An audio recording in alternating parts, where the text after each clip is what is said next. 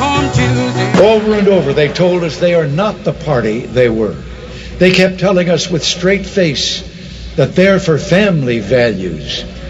They're for a strong America. They're for less intrusive government. And they call me an actor. And welcome to the Savage Nation. That is the sound of Ronald Reagan talking about family values, and that's the theme of today's show. And I'll tell you why. Let me tell you why.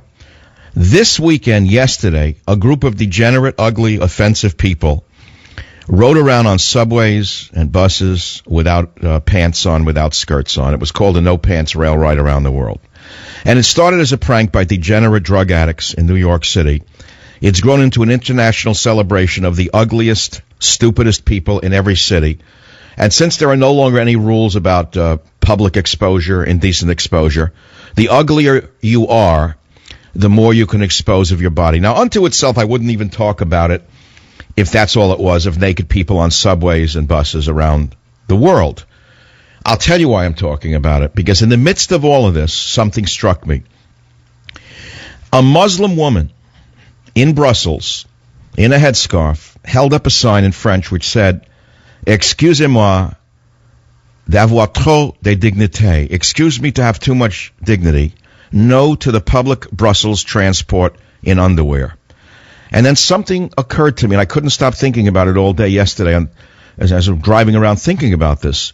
I said, for every action, there's an equal and opposite reaction. Then I thought nature abhors a vacuum. And as the West declines farther and farther into the abyss of degeneracy and stupidity, no family values, no morality, no center, no religion, no God, no church, enter from stage left or stage right, whichever you prefer, the Muslim. Now, many of you don't understand that there's a vast number of Muslims amongst us who want nothing to do with the radical Islamists. They have suffered more from them than we ever will. But that takes a little reading and understanding to get to that point. And I thought to myself, maybe this young woman in her headscarf with her sad face, probably from, I don't know which country she may be from, who is disgusted by these disgusting people riding around without underwear on subways and buses in public, just to shock, as though it's something wild to show off your flabby behind. It was kind of disgusting.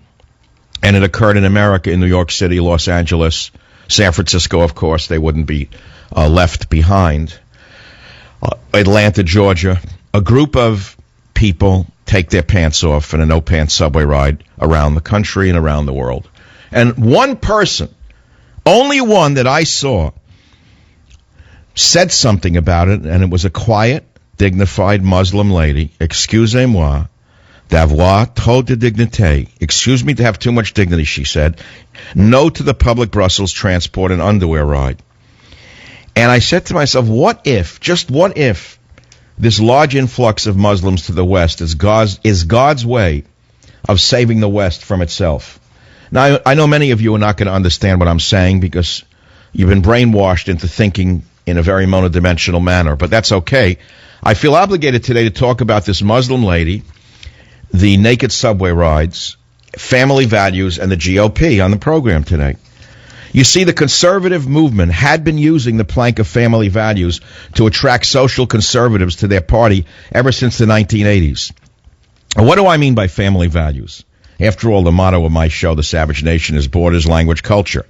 You know what borders mean. Those are the things that Obama and Bush and Clinton have erased with Mexico. You know what we mean by language, don't you? Why, that's English, the language that has been erased by the last three presidents. What do I mean by culture? Why, I mean the culture that built this nation, the Protestant ethics, the ethics of our fathers. That's what I mean by culture. If you can't understand that, then you can't understand anything, and you don't deserve a nation. You deserve what you have now, a drug-infested nation of lunatics. But these values also include drug enforcement, while Obama is legalizing drugs across America through his state attorney generals.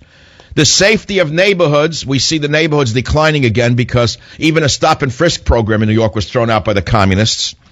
And yes, must I say, even protecting traditional marriage. This was once a popular theme. But Republicans, who are now